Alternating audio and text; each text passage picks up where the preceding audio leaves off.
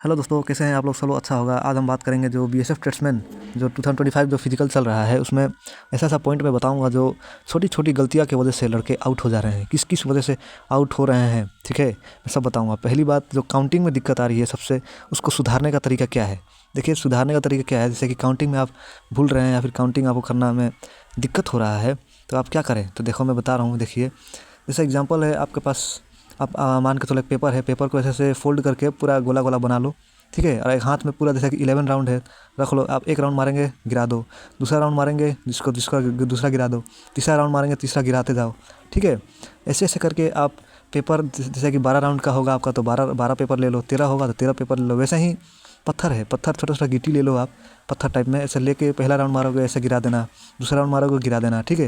ये दूसरा तरीका है, मतलब काउंटिंग का, ठीक है। तीसरा तरीका देख लो, लब्बर है। ये लब्बर को अपना 10 फिंगर है ना, तो 10 फिंगर में लगा सकते हो, या फिर एक ही फिंगर में लगा लो, जैसा आपका मतलब सुविधा लगे। क्योंकि एक फिंगर में थोड़ा फंसने का चांस ज़्यादा है। जैसे कि एक पूरा लगा देंगे तो फंसेगा बार बार। इसलिए इसको बचने के लिए क्या है कि आप पूरा उंगली में 10 का 10 उंगली में लगा दो, और मान के चलो 12 राउंड है तो 2 उंगली में एक्स्ट्रा लगा देना बस। और बाकी एक राउंड कंप्लीट होते ही आप इसको तोड़ते जाना या फिर गिराते जाना, ठीक है। ऐसे करके काउंटिंग, जैसे कि काउंटिंग जैसा जैसा होगा आप काउंटिंग कर करके गिराते रहना, या फिर रबड़ को तोड़ते जाना, ठीक है, अपना 10 हैंड में, ठीक है ना, हाथों में। नहीं तो अब चौथा तरीका क्या है, पेन ले लो। पेन लेके अपना एक राउंड मारोगे तो एक उंगली पे पहला लाइन मार दो, फिर दूसरा राउंड मारोगे, दूसरा राउंड में दूसरा उंगली है जो जो फिंगर है उसमें दूसरा राउंड मार दो, तीसरा में तीसरा राउंड मार दो।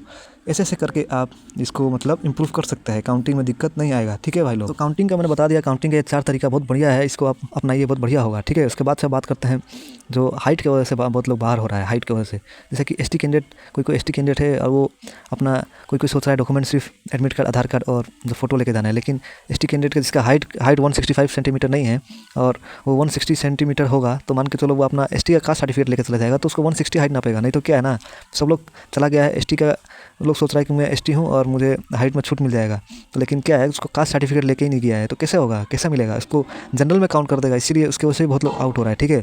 चेस्ट में भी चेस्ट में भी आउट हो रहा है कि सब लोग फुलाने में दिक्कत हो रहा है, ठीक है। इसलिए कोशिश करना है कि घर में आप लोग थोड़ा प्रैक्टिस करके जाओ, ठीक है। रनिंग काउंट का मैंने बता ही दिया कैसे कैसे करना है। खाली पैर प्रैक्टिस कर रहा है। देखो, कोई कोई है कि घर पे या फिर कहीं पे भी मतलब खाली पैर दौड़ता है, या फिर कोई जूता पहन के दौड़ता है, तो आप उसी उसी से मतलब दौड़िए। जैसे कि आप जूता पहन के दौड़ते हैं तो जूता ही पहन के दौड़िए वहाँ पे। नहीं तो वहाँ पे क्या होगा ना, कोई सोच रहा है कि खाली पैर, कोई को बोल देता है कि खाली पैर दौड़ने से अच्छा टाइमिंग आएगा, तो ऐसे करने से कोई कोई गड़बड़ हो जा रहा है, ठीक है। इसलिए जो आपने प्रैक्टिस किया है उसी हिसाब से दौड़ो आप, ठीक है ना भाई लोग। टाइम है, बाई चांस टाइम आपने वॉच लिया है तो ठीक है, नहीं तो आप सीधा फोकस कीजिए अपना काउंटिंग पे। बस बाई चांस कहीं कहीं वॉच अलाउ है तो अच्छा है, नहीं है तो अपना सिर्फ काउंटिंग का ध्यान दीजिए, बाकी टाइम छोड़िए, ठीक है। क्योंकि आपका फोकस सीधा रनिंग में होना चाहिए और किसी में नहीं होना चाहिए भाई लोग, ठीक है ना।